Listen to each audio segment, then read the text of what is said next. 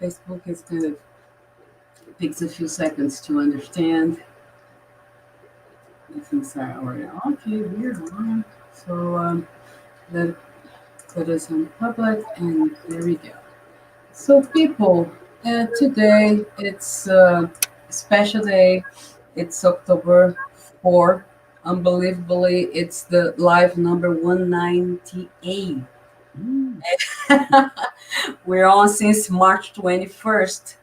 And into the end, we're going to have these emotions. And today it's a very, very touching moment for me because I'm receiving here this long time friend, great bass player, soloist, professor, ISB director, and solo competition winner, and all above all, a great person that I can rely on. Is a great friend. Dave Murray, welcome. Nice to be here, Sonia. Thank you for asking me to be a part of this. This is great. I'm very excited. And it's always great to see you. Thank you. You know, and it seems like a series of bass players because you know it's for all type of performers, but you know, Yeah. every three two are bass players. So what can I do? We're musicians too. We're people too. Well, you know, what people do that it's really important. People play the bass. So. So sorry guys, but you know, bass players are special. We are. Mhm. And so Dave, we were talking that you just played a performance last afternoon, I guess, right? Yeah. And you were saying how special it is to be able Oh, to play live these I days. know. I know. It's amazing. I mean, we've been doing a lot of practicing and things on our own, but it was so nice to work with other musicians. We did the Schubert Track Quintet. So 5 of us together with masks on and socially distanced. And it was so nice to interact with people. I mean, I've done a recital this year, so working with the pianist, and that was fun. And put a couple of things up on YouTube with her. And especially the first time we did that after however many months it was and weeks it was alone, it was so nice to work with somebody again. And that interaction, that spontaneity. And then last night, it was a small audience. They were socially distanced, just in small groups. Um, and we were in a barn. It was out in the countryside. Wow. Yeah, but it's a barn that Lots actually, of concepts yeah, on I mean, they didn't have live animals. It wasn't, an active farm. I mean, I was just waiting to hear the cows, da dun dun dun dun da, moo. That didn't happen. Oh, he wasn't so excited. So it could have been more interesting. But they've redone this barn into this fabulous performance space. You come in and they've got the second floor all with new flooring and a small stage with a piano on it. And so we were just around that, and they had the chairs spread throughout the room. So everybody was nicely spaced out. Physically spaced out, not spaced out. We have to talk about that when we talk about spacing out. It's like you can't space out here, you just have to space out physically. Yeah. So, but it was so much fun. It was such a pleasure to do that. I think the audience too was very small, but they appreciated it. And the other thing that I realized that I missed from a live concert is the interaction afterwards, where people come up to you and talk to you, and you can spend that time interacting with audience members. Yeah.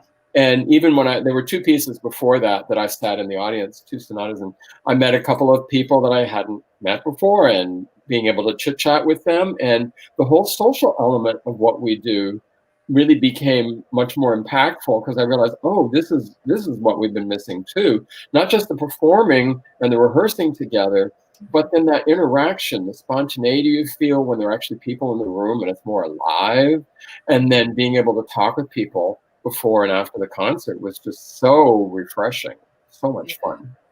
Just like when same thing when we after we do something online.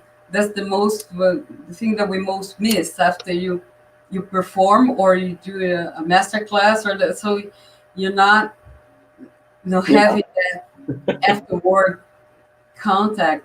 And we've met in 2 or 3 different sessions this past 5 months, and it always like in a chat, like, "Hi Dave, good to see you." Well, no, there's this chat thing going on the side. Yeah, so, the private chat goes like, and everybody. All the different people saying, "Wow." So at least we have that, but it's so nice. It's so nice to have that live interaction. It's just amazing. Yeah. And I'm looking at the pictures behind you on the wall, and I'm going, "Oh yeah, I was there for that, and I know that place, and been there for that." And that's so much fun to see. Yeah, and I think the thing that that I get so together in lots of them, right? Oh yeah, I mean we've had. Oh, and there's ISB 2001, the convention that I ran here. Yeah. There's 2001, the Bass Odyssey. Yes. Or some people call it the Bass Oddity. Different. But when we get together for the ISB conventions every 2 years, it's so exciting because you get to see people. I mean, and interact with people and give people hugs. Which we can't even do now. I'm getting a sore elbow. Especially Brazilians, Oh, I know. I miss that, and I'm a very huggy kind of person, and I have to really remember. I can't do that, and even with some students of mine, so I'm like, okay, you come in, you have to stay over here. Know that I'm hugging you virtually. And that reminds me that the big party we had held at your house at the moment was so special. It was. I still remember that like it was yesterday. And I had students there, and their jaws kept hitting the floor because they went, "There's Gary Carr, there's John Clayton." I mean, they just were looking at everybody in the room like, "Oh my gosh, these big names," and they were just walking around the house. Everybody was there. It was like the convention was there that I was asking myself, "What am I doing here?" And you're here because we're all friends. You're a special friend. You are a special dear heart. But I think all past presidents were there. Yeah. And then, we have a Robert Black and. All the directors of the panels and the competitions, and I was like, oh my god. Well, and Robert Black, you bring up Robert Black's name. He and I go way back. We were in college together. Wow. So we were on a stand together in orchestra, stood next to each other. So we go way back to college days. It's all those great memories you accrue over the years.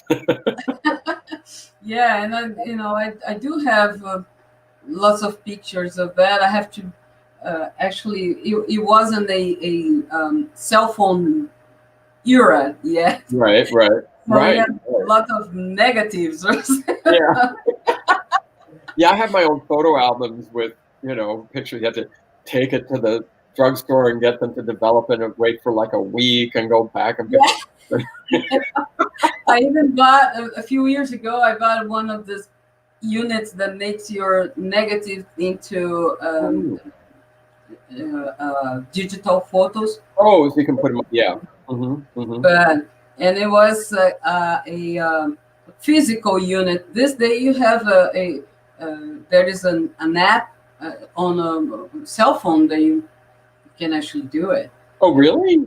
Yeah, you pay for it, and you do it with a cell phone. Like they got everything on the cell phone. I mean, a phone's not a phone anymore; it's an everything. The fun thing with this little machine that I bought, that you can actually sit at the table and spread your negatives and play with it.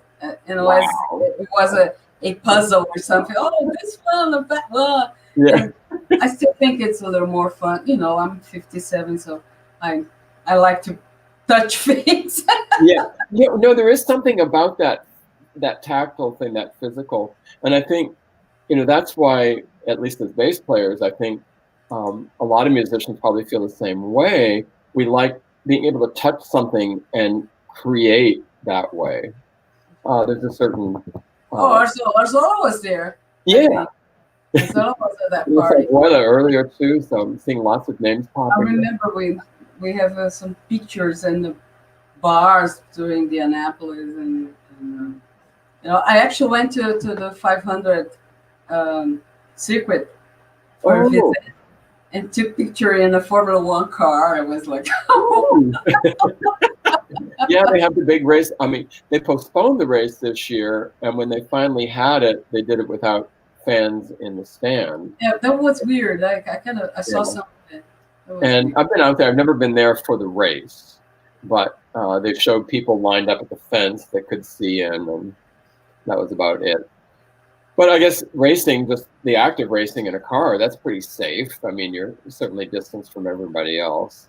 Yeah, yeah, but people are not safe like watching together because Right, it's a right. big crowd and stuff. Yeah.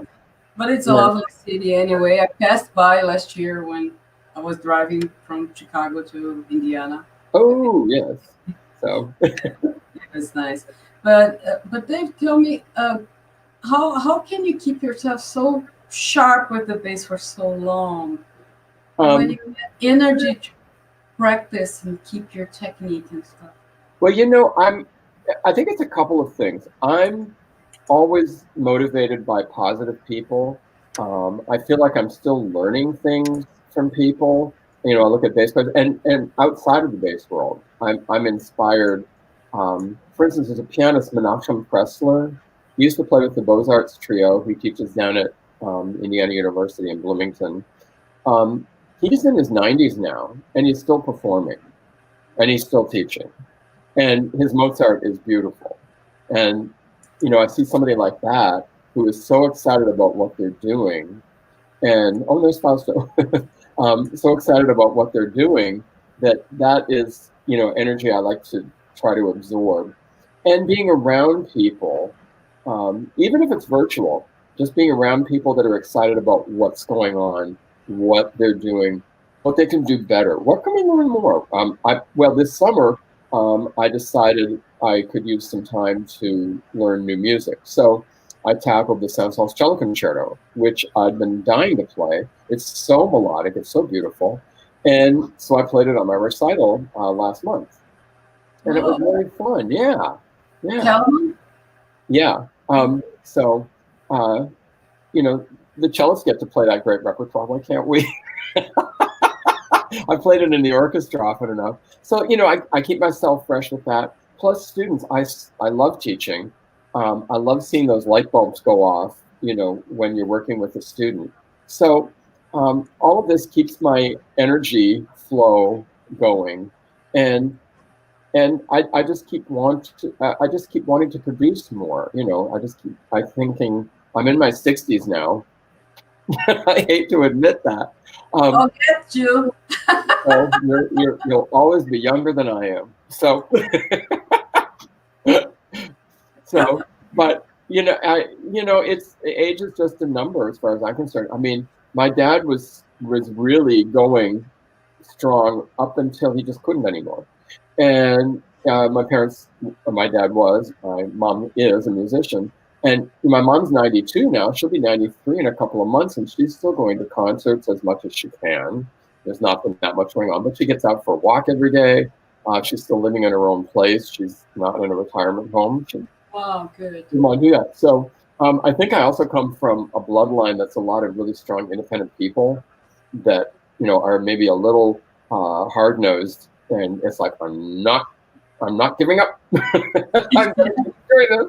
And I look at my teacher, of course, was Gary Carr. He's still playing, and he's sounding beautiful. It's amazing. And he'll be 80 next year. I think that's a known fact. We can say that. but he's still playing, and it sounds beautiful. He's still learning new music. So, why not? And, and being in a school environment, I teach at Butler University, and of course I'm around my students, and being around students that are always full of energy and always wanting to learn, and just that whole creative process, that always keeps me energized. Yeah. And I've got great faculty and good support from the faculty, and it's always exciting to see what they're doing. And so many of them are doing all sorts of great things and never slowing down. So I just kind of roll on that tide of all that energy and that optimism. It's wonderful.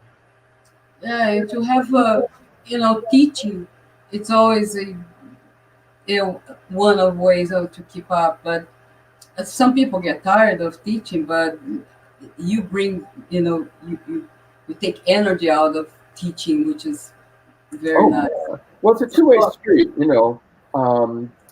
and teaching, I feel like as a teacher, I'm learning a lot too. I think if you're a successful teacher, you're always going to be learning and thinking of new ways you can move things forward.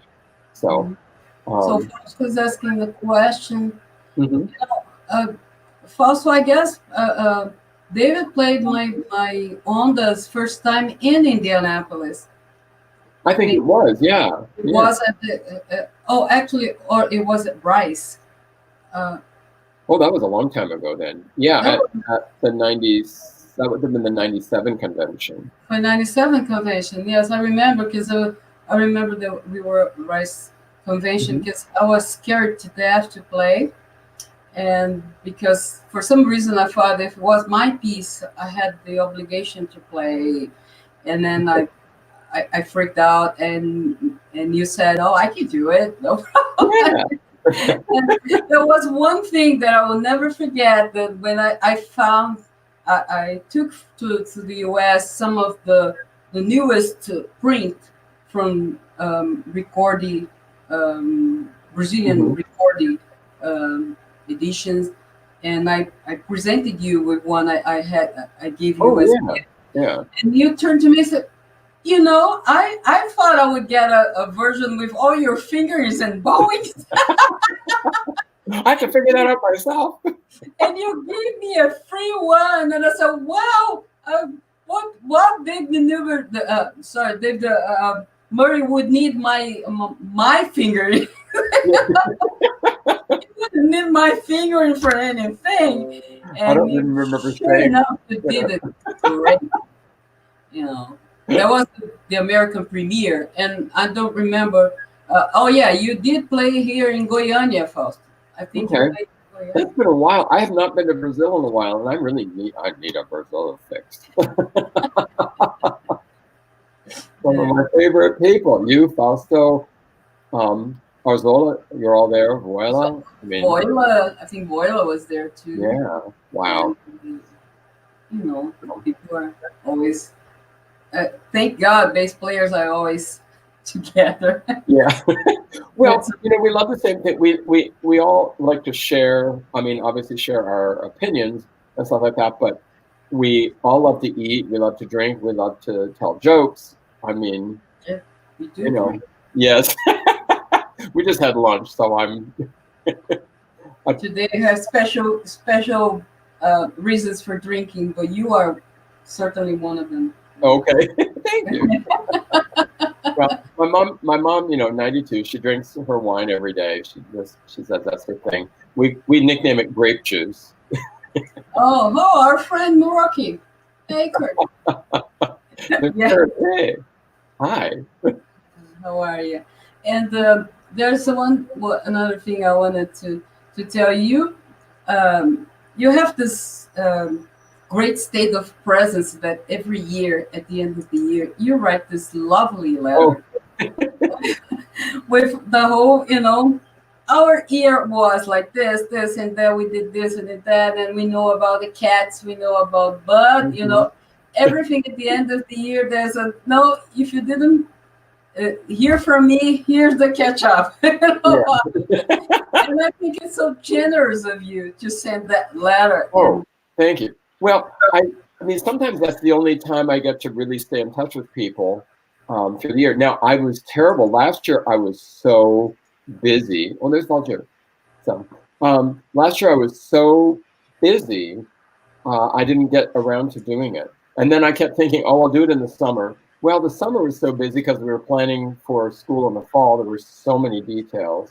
And then school started. So we're stopping the semester early, so I keep going, and we're starting the spring semester late. So I'm going, okay, I've got to do it this year. Stay in touch with people, but I like to share people so people know what's happening with Bud, and it's all good.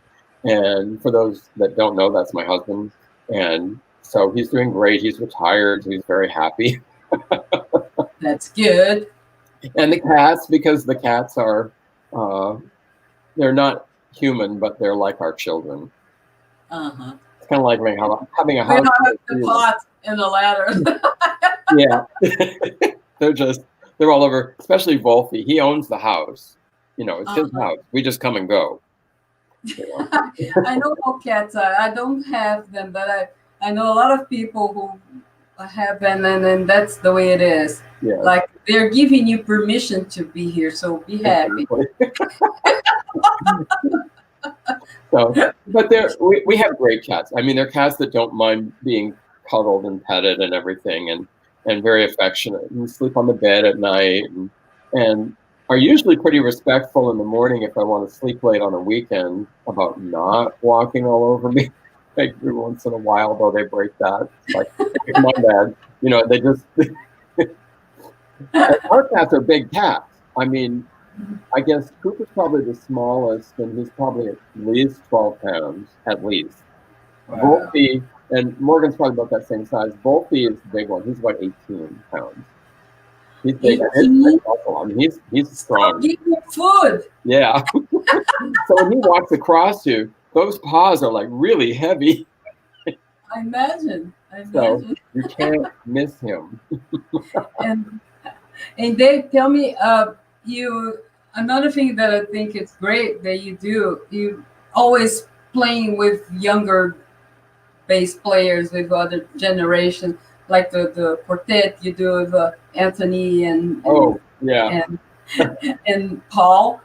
They were my colleagues at during my doctoral students, but you remember when I think I was doing my master's, and Anthony was winning the international competition, was as an undergraduate student, was like that. Yeah. But we were colleagues in Iowa, and I think it's amazing this mixed, that everybody's professional these days, but it is a different generation, right? And yeah. How is it? How you guys seem to work so fine?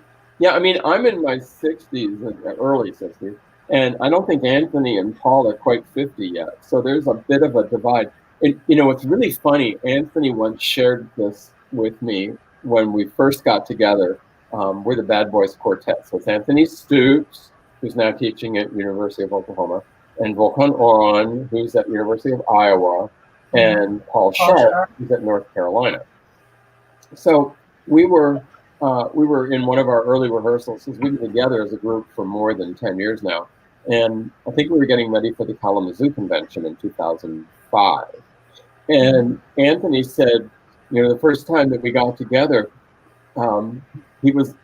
he shared with me, he said, I'm in a group with David Murray. Like, what's the big deal? But I guess I'd been active enough for long enough by that time, so it was kind of a big thing, and I thought it was. Yeah, we were students, and we were looking up to, wow. It's like, wow, But you would play with Diana, which was our teacher. And so I'm another level. So, but it's very gratifying. It's very encouraging when I talk to younger students, and they say, "Oh, I was so excited about this piece you played," or I remember you from this or that, and that's encouraging. That's very and very exciting. It's nice to know that you've had an impact on somebody in some way, or if you've been able to share. And this is the best thing about music: you've been able to share a part of something that's very important for you, and impacted them in a positive way because they really enjoyed a performance or a recording or something like that. So that's why we do what we do and why we keep doing it. Mm-hmm. So there's Fausto. Oh, there's Fausto saying about the Bach. Oh, yeah, the Bach cello suite. So I remember that. Diana had set up for a different suite to be played every day throughout the course of the week. And That was I did the Bach D minor, the second cello suite, which is one of love my, it. I don't know, I love them all. They're all different, but I love that one. Just, I like more dark brooding, the D minor element.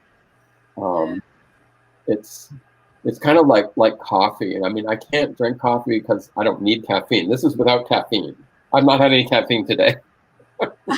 It's scary. It's awful. So I don't need extra caffeine, but I keep thinking, it's something that's really dark and rich. Of course, chocolate I like, and I like dark chocolate. So something dark and rich like that, I'm really attracted to. And I Yeah, find that in my I the suite. I've never played all of them, but the number two is the one I go around most often. I yeah, really like it. yeah, So beautiful. from Gier, now I discovered that what keeps David so young like that, it's always I am positive and Yeah. remember. Oh, David always like that funny. So, like I said, looks aren't everything. Yeah, it's funny that you keep this light, way of looking at things, even if you when you're playing the hardest things in Yeah, the world. just sweating like. So when it's over, you can go. And you look like he's smiling. Yeah. Oh boy. I'm probably going through my mind. I'm going, what was I thinking programming this piece? what insane thought crossed my mind that this was a good idea? Well, at the end of the day, we're sharing music, which is always a positive thing.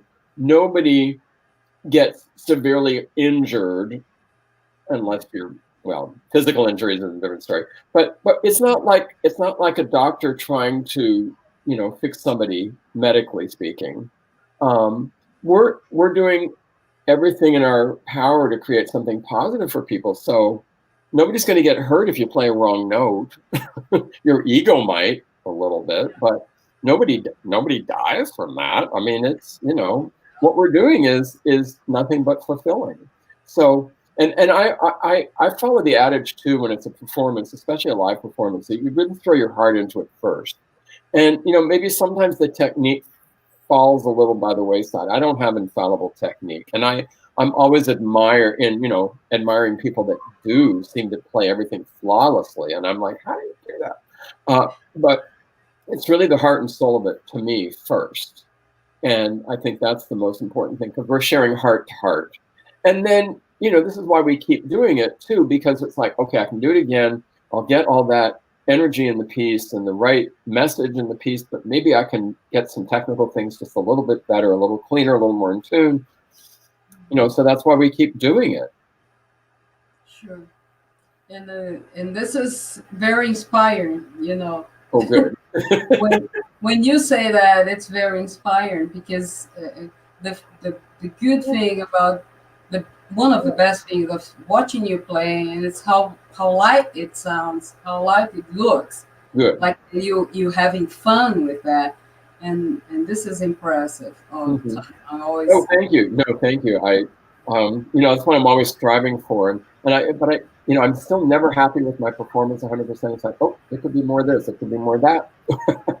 So we'll do it again. Just get back on that horse. Well, maybe these days, as you did, it's like, well, I'm gonna play something that I always wanted to play, never had a chance, and maybe the quarantine is it's good for this. That we realize that what are you waiting for?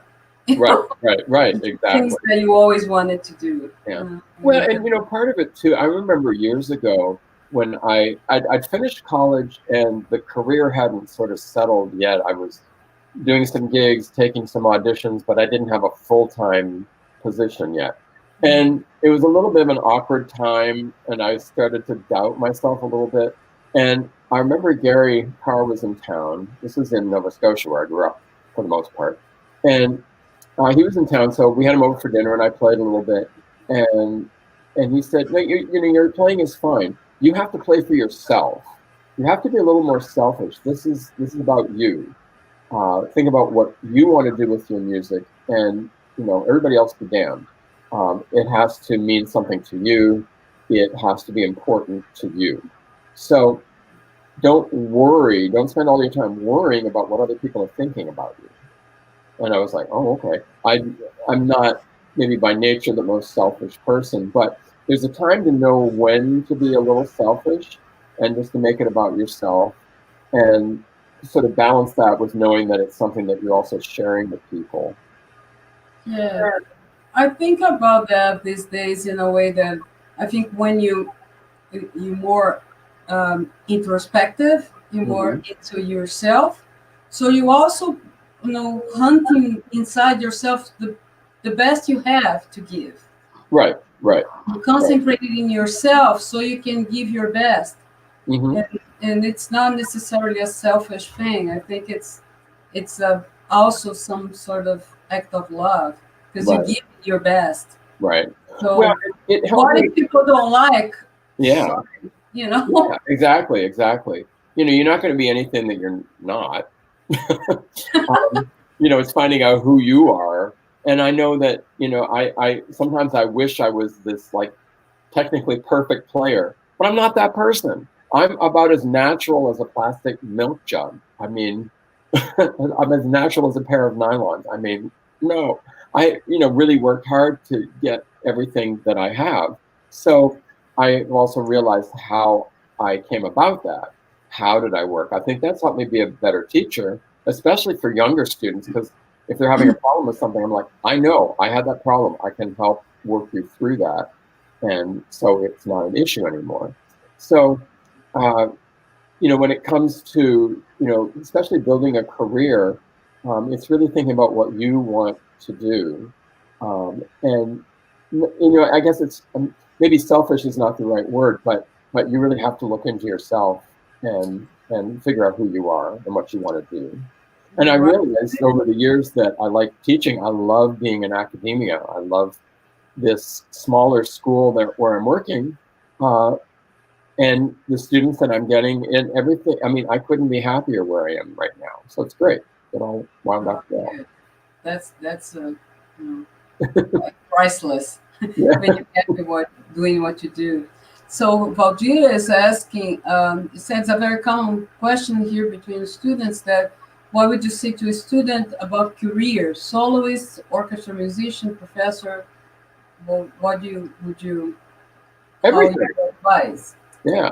Everything. And I think, well, that's the thing too, that we all have to wear many hats these days anyway. Um, and I've seen some great success with some of my students because they're doing a little bit of everything. Some are maybe more balanced, it's like a bigger percentage of teaching. Some are teaching in public schools, but balancing teaching and performing and not having to specify what you're going to do. I like doing it all. I mean, I'm principal of a chamber orchestra here and a summer festival orchestra. I do some solo things, play chamber music like I did yesterday. That was great.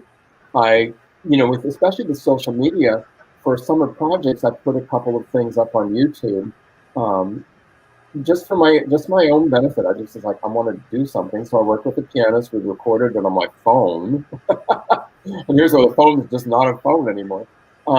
And then I downloaded that, put it up on YouTube, and I'm very technically inept. So if I could do it, I figure anybody can do it. And so we've got that up, on YouTube, and just it was just something for me to do. I wanted, creating a goal. I think is important, but I also love my teaching, and not just teaching bassists. Um, I love working with my students, but I also teach classes. I mean, I've taught music theory and oral skills, ear training and stuff like that. And right now, I've got a speech class. It's part of the curriculum that the music majors have to have, and so we're And doing, you're the director of the School of Music, right? yes, and also now an administrator, and that's been interesting. That So, is. especially this day and age, I mean, the summer was spent with all administrators just trying to figure out all the things we needed to do, and it was very interesting. I hope we never have to go through anything like this again. But it was a lot of work and a lot of thought, and so that we could bring our students back to campus as safe as possible. And right now, it's going very well. We're very happy. We present your classes now. Yeah, we're in class. We just finished the 6th week of class last week. And we started 2 weeks online. All the students are back on campus. The provost shut it down right the day before classes were to start because she said, nope, positivity rate is going up. Everybody's online. The positivity rate came down. We've done the last 4 weeks live, and the positivity rate keeps going down. So that is a good thing. Wow, wonderful. Well, Dave, thank you so much for your time here. It's Oh, my pleasure. My we're pleasure. going to 36 minutes, almost 40. So it's great. And I can tell you, I know a lot of people are worried about me, but I'm fine. I'm Good. just sad today, but I'm fine. Yeah. Good. Good. No, it's always sad to lose a person that you love so much, but That's right. I'm happy I have so many good friends, and hopefully I have a lot of life to go on and Yeah. to do things integrated based. And I would like to thank you, David, to make my day better today, because Thank it's you. No, be my more pleasure. special to talk to you. So. But it's always great to see you. You are just, one of the true loves of my life. Mwah. So I wish I could be there to give you a real hug, but no. Oh yeah, we will soon. We'll have to do something. So you're planning to be in Nebraska, you think? Yes, definitely. Okay. That's the plan here too. Great. So It's great to see you, and I hope you get to perform a lot until we find a vaccine that we have safe places to stay and to perform. That's what I wish. Right. All of We'll do us. that. We'll keep doing it. We will all get through this together. That's the important part. Everybody work together. So, it's so good. And it's so nice seeing all these names popping up in this chat too. Hello to everybody. This is great. This is so exciting. I'm all excited. Woo. Yeah, me too. So that's Boyla. Thank you for seeing you.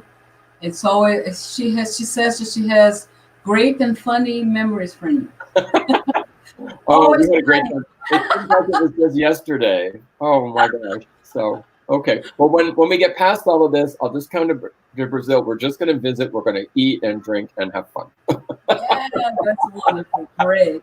So people, tomorrow at same time we're here with Lars Holst, that it's a cello professor at the State University of São Paulo in Campinas, and it's gonna be the 1999. No, the 199. Yes. Tomorrow. So wow. Almost there. So thank you, Dave. Oh, take care. Thank you, Sonia. You take care. Everybody take care. And the kids. Yes. Okay. So, meow meow. Bye. Yeah.